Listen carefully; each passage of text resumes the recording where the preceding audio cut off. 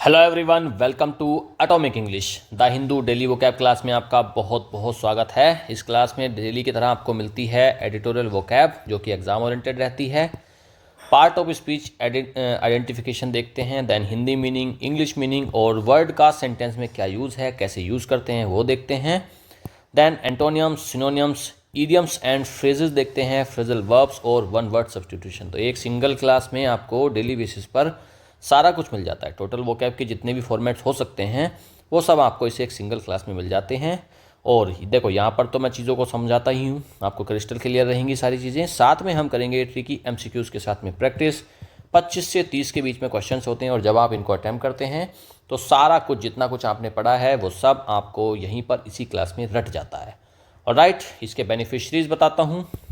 SSC के जितने भी एस्पिरेंट्स हैं, चाहे वो सीजीएल, सीपीओ, सीएचएसएल या फिर स्टेनो, किसी भी एग्ज़ाम की तैयारी कर रहे हों जहाँ पर इंग्लिश आती है, वहाँ के लिए बहुत ज़्यादा बेनिफिशियल रहती है क्लास। उसके अलावा जैसे बैंक के बच्चे हैं जो बैंक की तैयारी करते हैं, रेलवे, टीचिंग, एनडीए, सीडीएस जो डिफेंस वाले एग्ज़ाम होते हैं, या फिर यूपीएससी, किसी भी एग्ज़ाम की आप तैयारी कर रहे हैं वहाँ पर इंग्लिश अगर आती है तो उसके लिए बहुत ही ज़्यादा बेनिफिशियल रहती है क्लास। राइट, चलिए भाई शुरू करते हैं। और शुरू करने से पहले अगर आप नए हैं तो चैनल को सब्सक्राइब जरूर कर लें for more important updates. Alright, चलिए भाई शुरू करते हैं आज की वोकैबुलरी। पहला वर्ड है रिप्रेशन। नाउन होता है दमन या फिर नियंत्रण को बोलते हैं repression. The act of subduing और होल्डिंग बैक समवन और something forcefully.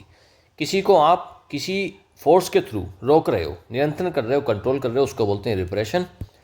The government's repression of free speech led to widespread protest. जो गवर्नमेंट का रिप्रेशन था, जो दमन था, किस चीज़ का दमन कर रही थी गवर्नमेंट? फ्री स्पीच का। उससे क्या हुआ? Led to widespread protest, एक बहुत बड़ा व्यापक पैमाने पर प्रोटेस्ट हो गए, आंदोलन शुरू हो गए। सप्रेशन को बोल देंगे रिप्रेशन। रेस्ट्रेंट है, ऑपरेशन है, तीनों इसके सिनोनिम्स हो जाते हैं। इसमें से आप देखो सप्रेशन, रेस्ट्रेंट और तीनों ही बहुत अच्छे वर्ड आपको मिल गए यहाँ पर, इनको मार्क कर ले। एक तरफ तो दमन हो रहा है, नियंत्रण है, लेकिन दूसरी तरफ फ्रीडम दी गई है, तो इसका उल्टा एंटोनियम हो जाएगा फ्रीडम। लिबरेशन और अलाउंस। अलाउंस क्या है? अलाउ कर दिया है किसी चीज़ को, मतलब वही अलाउंस है। ऑलराइट, तो तीनों हो जाते हैं इसके एंटोनियम्स। इसमें से आप लिबरेशन को मार्क कर ले, अच्छा वर्ड है। कॉन्टिग्युअस एडजेक्टिव होता है सटा हुआ या फिर निकटस्थ, मतलब पास का। शेयरिंग अ कॉमन बॉर्डर, जो ये बिल्कुल कॉमन बॉर्डर को शेयर कर रहा है। टचिंग है, बिल्कुल टच कर रहा हुआ है, उसी को बोलते हैं contiguous. The two contiguous countries have a long history of cultural exchange। देखो बॉर्डर है, यहाँ पर देश होगा, यहाँ पर देश होगा, तो ये सटे हुए देश, जैसे इंडिया और पाकिस्तान, तो ये क्या कॉन्टिग्युअस है, मतलब सटे हुए एक दूसरे से। एडजेसेंट है, एडजॉइनिंग है, मतलब बिल्कुल बराबर में है। और नेबरिंग, तीनों हो जाते हैं इसके क्या? सिनोनिम्स। एक तरफ तो सटा हुआ है, बिल्कुल पास है, मिला हुआ है। दूसरी तरफ सेपरेट, अलग है बिल्कुल। डिस्टेंट है, मतलब दूरी पर है। डिटैच्ड है, ठीक है, डिटैच्ड है, तीनों हो जाते हैं इसके antonyms.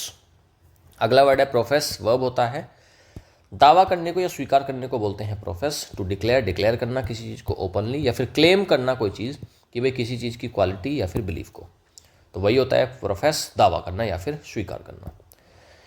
He professed his loyalty to the company despite the controversies. उसने क्या करा है? प्रोफेस करा, मतलब कि दावा करा है अपनी लॉयल्टी का, अपनी वफादारी का, टू द कंपनी, कंपनी के लिए।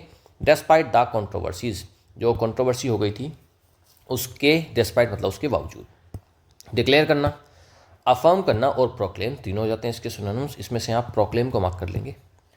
एक तरफ तो दावा करा जा रहा है, एक्सेप्ट करा जा रहा है, स्वीकार करा जा रहा है, लेकिन दूसरी तरफ डिनाई कर दे रहे हैं, खारिज कर दे रहे हैं, डिसओन कर रहे हैं। डिसओन मतलब क्या? देखो ओन क्या होता है? अपनाना, तो डिसओन क्या? अपना नहीं रहे, उसको अलग कर दे रहे हैं। कॉन्सील का मतलब होता है छुपाना, तो तीनों इसके एंटोनिम्स हो जाते हैं। इसमें से आप करेंगे मार्क कॉन्सील को।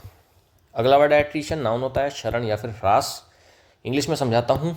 The process of gradually reducing, लगातार कोई चीज़ अगर रिड्यूस हो रही है स्ट्रेंथ में या इफेक्टिवनेस में, थ्रू सस्टेन्ड अटैक और प्रेशर, किसी प्रेशर की वजह से या अटैक की वजह से, उसको बोलते हैं attrition. The company faced high attrition due to poor working condition. बहुत ख़राब वर्किंग कंडीशन थी, उसकी वजह से कंपनी ने क्या फेस करा है? एट्रीशन मतलब क्या?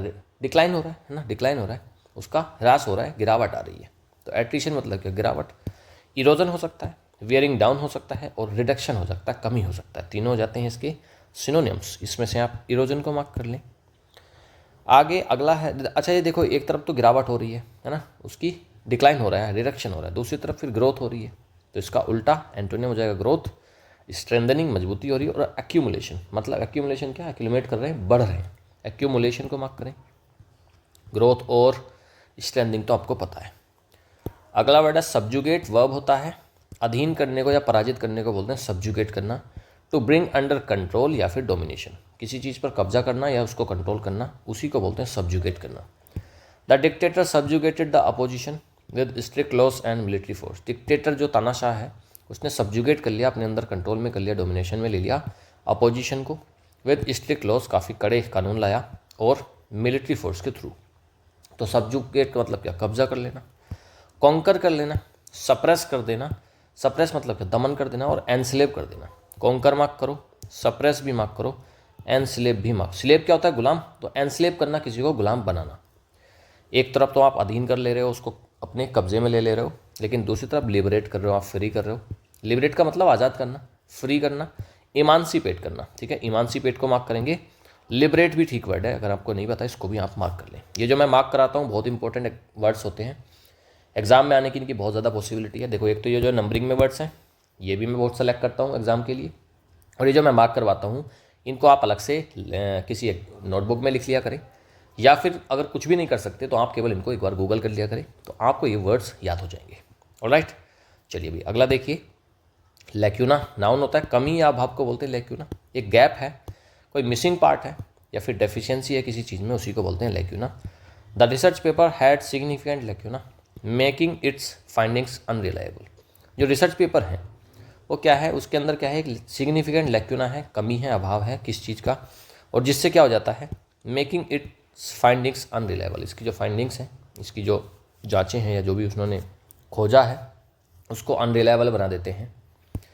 लैक्यूना मतलब क्या, गैप होना, वॉइड होना, और डेफिशिएंसी। तो वॉइड को मार्क करेंगे, वॉइड मतलब वही खालीपन को बोलते हैं ना, वॉइड, ठीक है।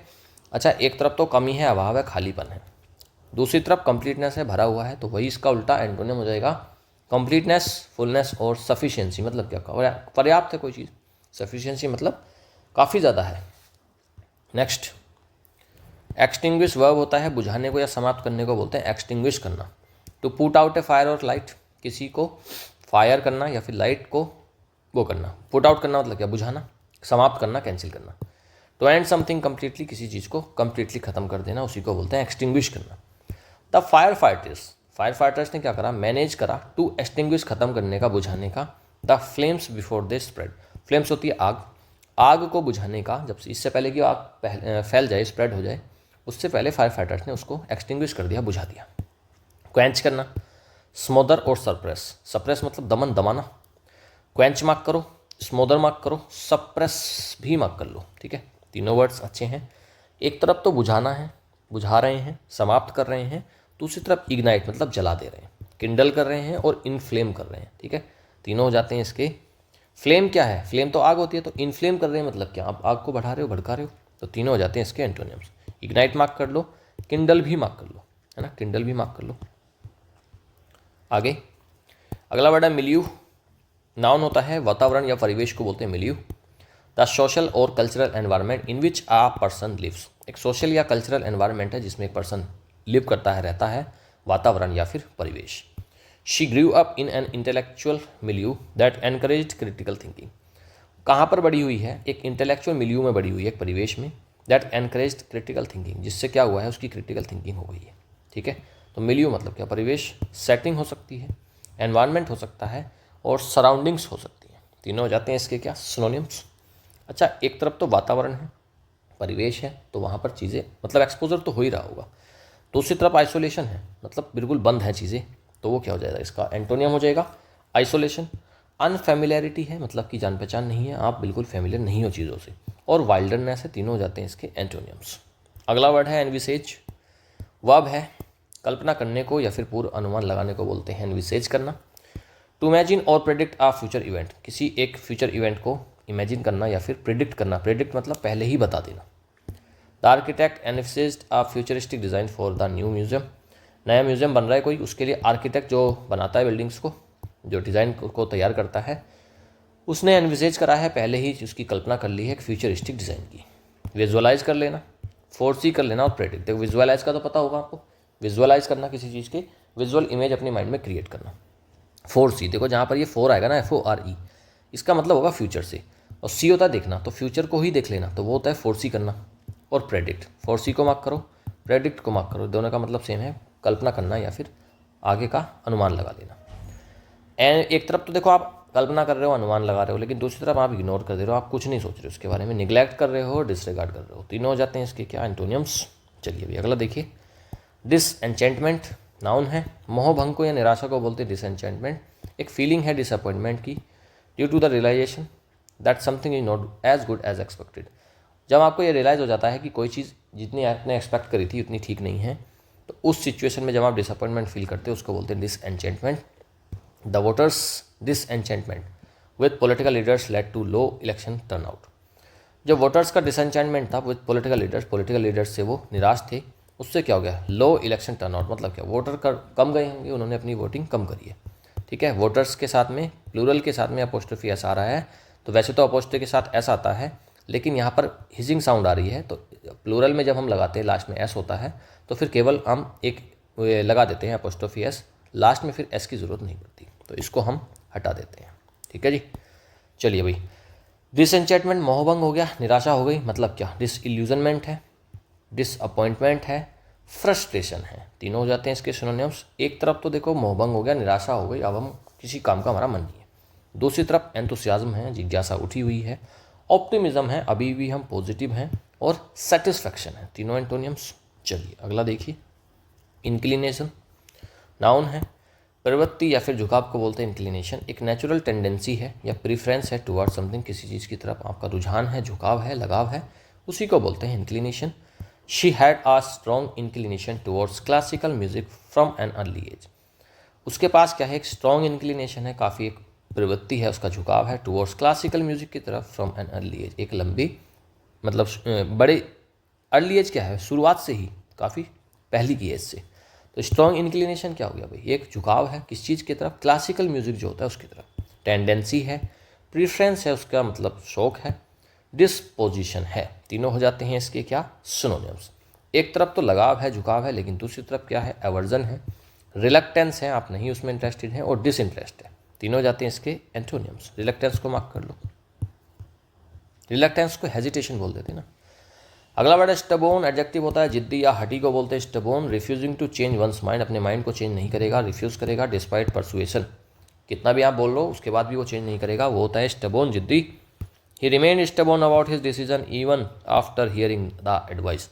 वो कैसा रहा है, स्टबोन रहा है, जिद्दी, अड़ियल रहा है अपने डिसीजन पर, even after hearing the advice, advice सुनने के, सलाह सुनने के बावजूद भी वो रहा है अड़ियल, स्टबोन। ऑब्स्टिनेट, इनफ्लेक्सिबल और हेड स्ट्रॉन्ग। ठीक है, तो तीनों हो जाते हैं इसके क्या, सिनोनिम्स। इसमें से ऑब्स्टिनेट को मार्क करो, बहुत बार एग्जाम में आया है ऑब्स्टिनेट।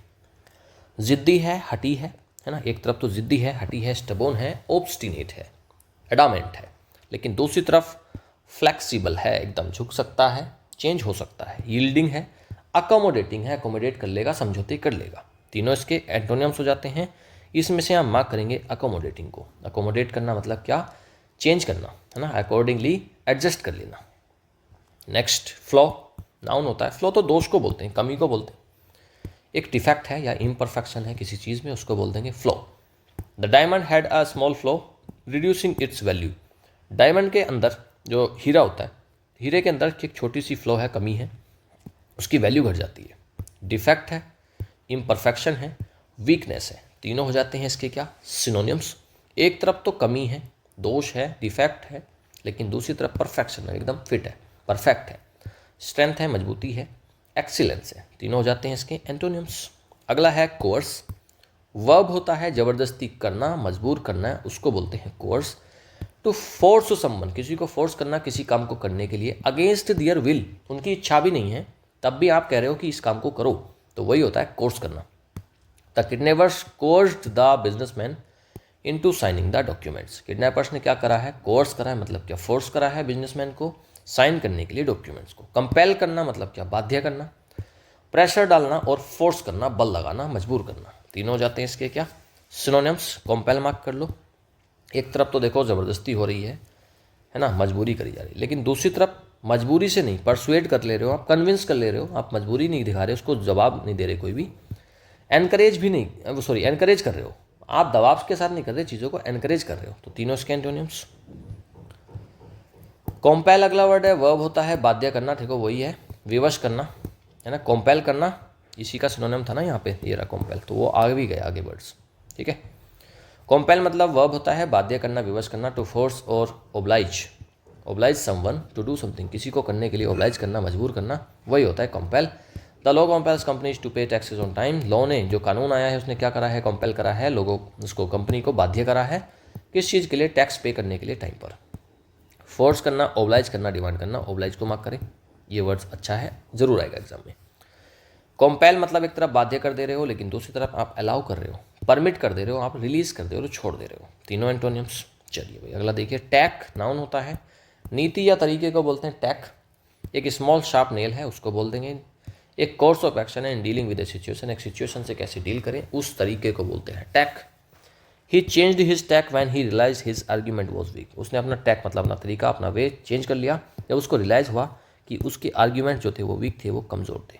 अप्रोच, स्ट्रेटजी और मेथड, तीनों को बोल देंगे टैक। एक तरफ तो अप्रोच है, नीति है, तरीका है, दूसरी तरफ मिसडायरेक्शन है, मिस्टेक है, गलती है, और ब्लंडर है। मिस्टेक और ब्लंडर दोनों एक ही बात होती है। अगर छोटी सी चीज़ है तो मिस्टेक हो गई, अगर बहुत बड़ी गलती कर दी तो फिर वो ब्लंडर हो गया। और एक गड़बड़ करते हैं हम, बिग ब्लंडर लगा देते हैं, तो बिग ब्लंडर कुछ नहीं होता है, बिग ब्लंडर जैसी कोई चीज़ नहीं है, ब्लंडर तो अपने आप में ही बिग मिस्टेक को बोलते हैं। चलिए आगे देखिए, ईडियम्स एंड फ्रेजेस करते हैं। और again 200 most important most repeated idioms and phrases already channel पर अवेलेबल हैं, प्लेलिस्ट सेक्शन में मिल जाएंगे, उनको ज़रूर करें। हर एग्ज़ाम में वहाँ से 2 से 3 ईडियम्स एंड फ्रेजेस ज़रूर आते हैं, बहुत सेलेक्ट कर कर उनको लिखा गया है, तो उनको आप पढ़िएगा और 2 से 3 मार्क्स अपने सिक्योर करिएगा। ईडियम्स एंड फ्रेजेस की शुरुआत करते हैं आज की। ग्रीन रूम, मंच के पीछे का कमरा, एक ऐसा रूम है जहाँ पर एक्टर्स रिलैक्स करते हैं बिफोर और after a performance. The actors waited in the green room before their stage performance. अच्छा, जब एक्टिंग हो रही है तो उनको रेस्ट की भी ज़रूरत पड़ती होगी, रिलैक्स करने की भी, तो जब वो पीछे जाकर रेस्ट करते हैं जिस रूम में, उसी रूम को बोलते हैं green room. Next, grist to one's mill, लाभदायक चीज़ को बोलते हैं, समथिंग दैट इज यूजफुल और advantages. Any criticism of this book is grist to his mill as it attracts more readers. लाभदायक चीज़ है, कोई ऐसी चीज़ है जो यूजफुल है और एडवांटेजेस है, जिससे फ़ायदा मिलेगा, वही होता है ग्रिस्ट टू वंस मिल। आगे, हेल्सियन डेज, हेल्सियन डेज कौन से होते हैं, सुनहरे दिन को बोलते हैं हेल्सियन डेज। एक पीसफुल और हैप्पी टाइम है इन द पास्ट, उसको बोलते हैं सुनहरे दिन। होता है ना कि लाइफ में एक टाइम ऐसा आता है बहुत ज़्यादा सुनहरा होता है, काफ़ी ज़्यादा प्लेजेंट टाइम रहा होता है वो, तो उसी को बोलते हैं halcyon days. He often reminisces about his halcyon days in college. वो अक्सर अपने उन दिनों को याद करती है, कौन से, जो हेलिसन डेज थे, है ना। हेलिसियन डेज थे मतलब क्या, जो खुशी के पल थे। खुशी के पल तो सबको याद रहते हैं ना, दुख के पलों को हम भूल सकते हैं, लेकिन खुशी के पल हमको याद रहते हैं। हैमर एंड सिकल, साम्यवाद का प्रतीक है, जो समाजवाद होता है ना, उस चीज़ का प्रतीक होता है हैमर। हथौड़ा और सिकल, सिकल होता है ना इस टाइप का कुछ होता है, वो कुल्हाड़ी मतलब क्या बोलते हैं उसको, दरांत टाइप होता है वो, उसको, तो उसका प्रतीक होता है, उसी को बोल देते हैं। एक सिंबल है कम्युनिज्म का, रिप्रेजेंटेड इंडस्ट्री को। और इंडस्ट्री किस चीज़ से चलती है, इंडस्ट्री से तो हथौड़े से चलती है ना इंडस्ट्री, तो वहाँ पर काम हो रहा होता है काफ़ी हैवी, लोहे को पीट रहे होते हैं, तो इंडस्ट्री में तो वो वाला काम होता है, तो इसलिए फिर हैमर जो है हथौड़ा वो इंडस्ट्री का प्रतीक है। और जो सिकल है, ये जो दरार टाइप का है, ये क्या, एग्रीकल्चर का प्रतीक है। तो इन दोनों का मिश्रण है हैमर एंड सिकल, तो वो क्या है, कम्युनिज्म का रिप्रेजेंट करता है। The hammer and sickle emblem is strongly associated with Soviet ideology.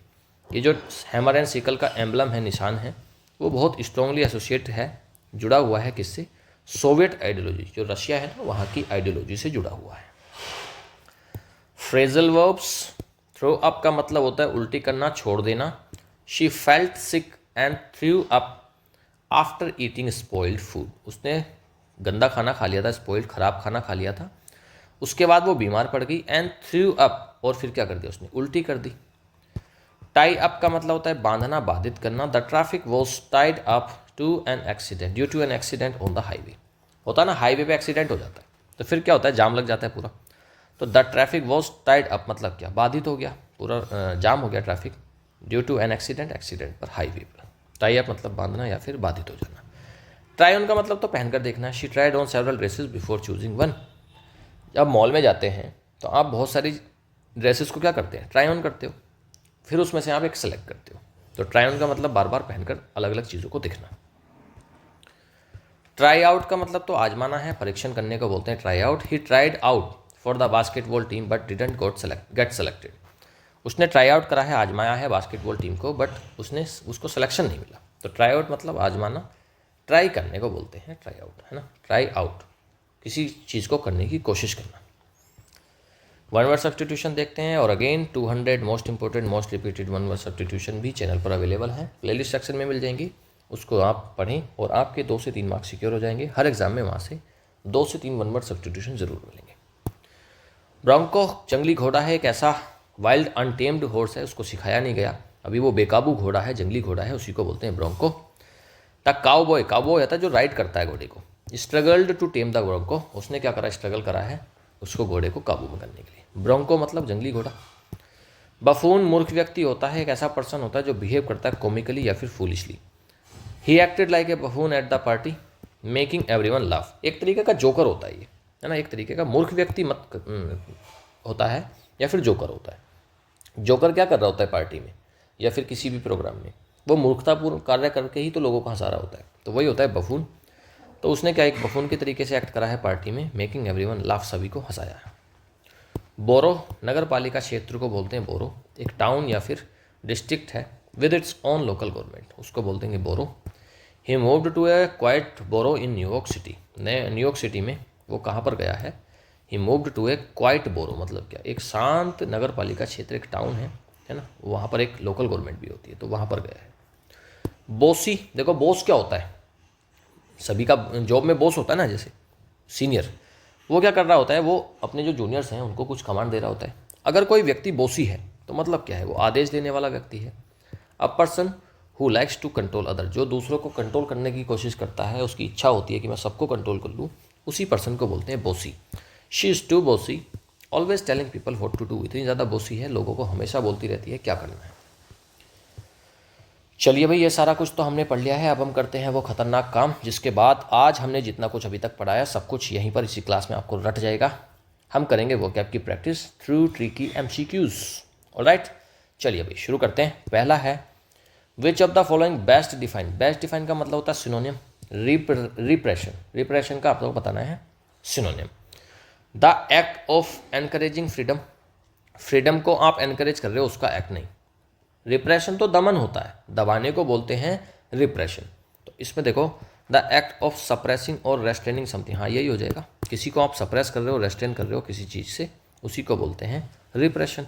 Rapid growth नहीं है और लीगल डॉक्यूमेंट भी नहीं है। कॉन्टिगुअस का अपोजिट पूछ रहा है कि भाई कॉन्टिगुअस का अपोजिट क्या है, तो बताइए भाई कॉन्टिगुअस का अपोजिट क्या होता है। पहली बात तो कॉन्टिगुअस होता है जुड़ा हुआ, बॉर्डर शेयर अगर कोई कर रहा है तो उसको बोलते हैं कॉन्टिगुअस। उसका पूछा है अपोजिट उल्टा। एडजेसेंट तो उसके साथ ही है, कनेक्टेड उसी के साथ में है, ओवरलैपिंग मतलब उसी के ऊपर है या उसी से मिलता जुलता जा रहा है, तो मतलब क्या हो, तो सेम ही हो गया। तो ये तीनों तो उसके हो गए सिनोनिम। पूछा है अपोजिट एंटोनियम, डिस्टेंट होता है दूर का, यही हो जाएगा हमारा कॉन्टिगुअस का opposite. B option correct. If someone profess their love, अगर कोई अपने लव को प्रोफेस करता है, व्हाट आर दे डूइंग, तो फिर वो क्या कर रहे हैं। प्रोफेस करना का मतलब होता है क्लेम करना, डिक्लेयर करना, दावा करना।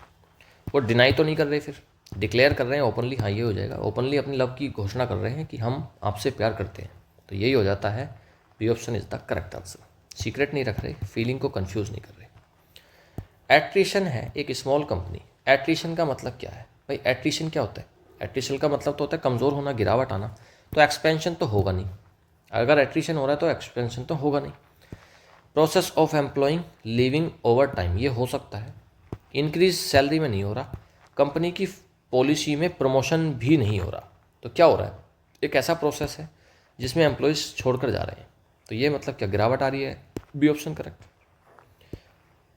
विच वर्ड मीन्स टू डोमिनेट और ब्रिंग अंडर कंट्रोल, किसी को आप डोमिनेट कर लेते हो या अपने अंडर कंट्रोल में ले लेते हो, उसको क्या बोलते हैं। एक्सटिंग्विश, मिल्यू या फिर एनविसेज, देखो उसको बोलते हैं सब्जुगेट करना, कंट्रोल में लेने को बोलते हैं सब्जुगेट, डोमिनेट कर लेना या फिर ब्रिंग अंडर कंट्रोल, ठीक है, कंट्रोल मतलब सब्जुगेट करना।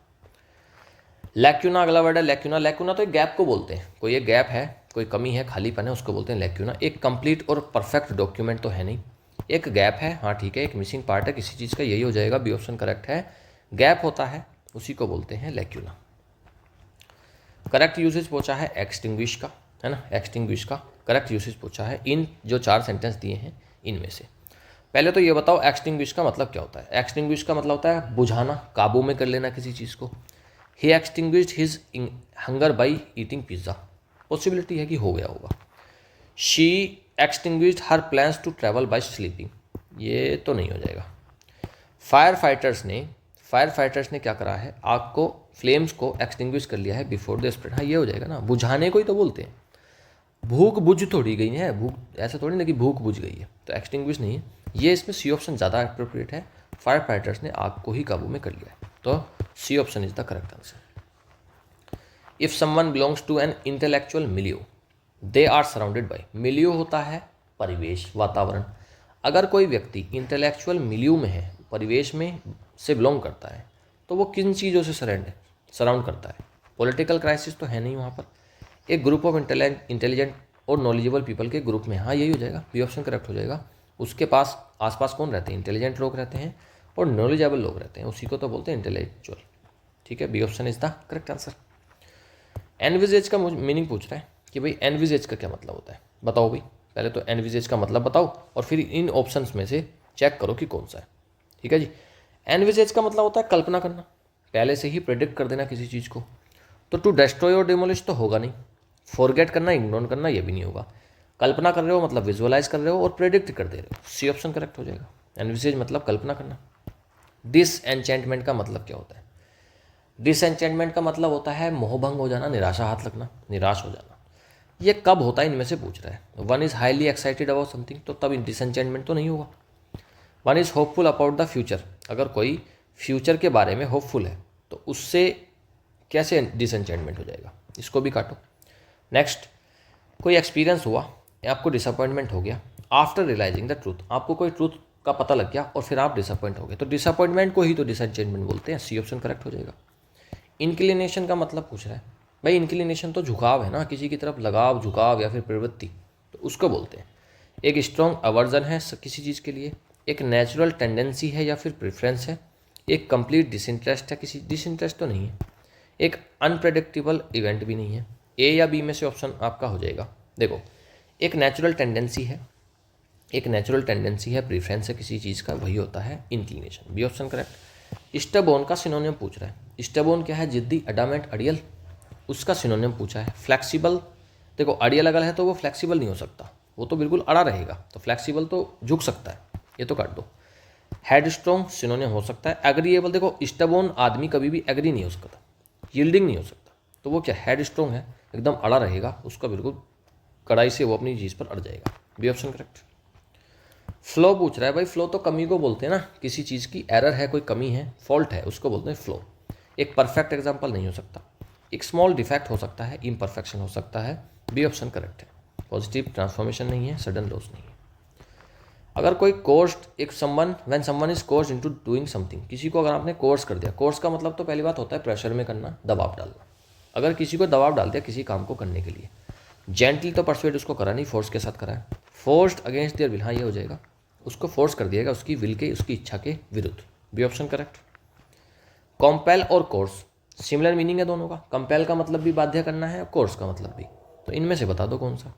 The law compels business to pay taxes हो सकता है, टीचर ने कंपेल करा स्टूडेंट को पार्टिसिपेट विलिंगली। देखो अगर कंपेल कर दिया तो विलिंगली नहीं हो सकता, कंपेल का मतलब तो फोर्स के साथ करा जाएगा बिना किसी इच्छा के, तो विलिंगली तो होगा नहीं, काट दो। Storm compels the fire to spread rapidly, storm ने कंपेल्स कर दिया फायर को, नहीं, ये तो कंपेल थोड़ी हो जाएगा। शेफ़ ने कंपेल करा फूड को अच्छा लगना, अच्छा शेफ़ ने खाना बनाया, तो शेफ़ कंपेल थोड़ी कर सकता है फूड को कि लोगों को अच्छा लगे, कि भाई फूड, वो फूड से बोलेगा कि फूड सबको अच्छा लग जा, तो यार सबका टेस्ट का प्रेफरेंस अलग है, तो जो शेफ़ है, खाना बनाने वाले को बोलते हैं शेफ़, वो कंपेल नहीं कर सकता, तो इसमें हमारा ए ऑप्शन ही करेक्ट हो जाएगा। कंपनी ने, जो लॉ है कंपनी में, उसने कंपेल करा है बिजनेस को to pay taxes, okay, A option correct. Tag का मतलब पूछ रहे हैं कन्वर्सेशन में, टैग का क्या मतलब है। टैक तो पहली बात कोई एक तरीका या फिर अप्रोच को बोलते हैं, एक शार्प ऑब्जेक्ट तो है नहीं। स्ट्रेटजी और अप्रोच हो सकती है, मिस्टेक तो है नहीं, आर्ग्यूमेंट में कोई मिस्टेक को टैक नहीं बोलते, फिजिकल इंजरी भी नहीं है। एक स्ट्रेटजी है, एक अप्रोच है, एक तरीका है किसी चीज़ को करने का, उसको बोलते हैं टैक। ग्रीन रूम कौन सा रूम होता है? देखो, जो एक्टर्स वगैरह एक्टिंग कर रहे होते हैं वो बाद में जब वो थक जाते हैं तो रेस्ट करते हैं, रिलैक्स करते हैं, उसी को बोलते हैं ग्रीन रूम। वेटिंग रूम है, एक वेटिंग रूम है एक्टर्स का बिफोर अ परफॉर्मेंस, तो यही ऑप्शन करेक्ट लग जाएगा, ये ऑप्शन करेक्ट। गार्डन को नहीं बोलते, क्लासरूम नहीं है, और सेल भी, प्रिजन सेल भी नहीं है, जेल को थोड़ी बोलते हैं ग्रीन रूम। ग्रीन रूम तो वेटिंग एरिया है, ये option correct. If someone is grist to one's mill, इसका मतलब क्या होता है? ग्रिस्ड टू वंस मील का मतलब होता है फायदेमंद है कोई चीज़, तो बेनिफिशियल है, बेनिफिशियल है, ठीक है, वही होता है ग्रिस्ड टू वंस मील, ये ऑप्शन करेक्ट। हेल्सियन डेज होते हैं जो खुशी के दिन थे, बढ़िया दिन थे, उनको बोलते हैं halcyon days. A period of struggle और हार्डशिप नहीं, हार्डशिप नहीं है, एक टाइम था पीस का, हैप्पीनेस का, ये हो सकता है। फेज ऑफ पॉलिटिकल कन्फ्लिक्ट नहीं है, अनप्रिडिक्ट नहीं, बी ऑप्शन करेक्ट रहेगा। पीस के और हैप्पीनेस के जो दिन थे उन्हीं को बोलते हैं halcyon days. Next, hammer and sickle तो उसका कैपिटलिस्ट इकोनॉमी का तो नहीं है, कम्युनिज्म का है, हाँ, बी ऑप्शन करेक्ट हो जाएगा। कम्युनिज्म के सिंबल को बोलते हैं हैमर, हथौड़ा और सिकल, ठीक है। नेक्स्ट, अगला देखिए भाई 21। If someone throws up what are they doing, अगर वो थ्रो अप कर रहे हैं तो वो तो वॉमिट कर रहे हैं, थ्रो अप का मतलब तो वॉमिटिंग है, बी ऑप्शन करेक्ट है।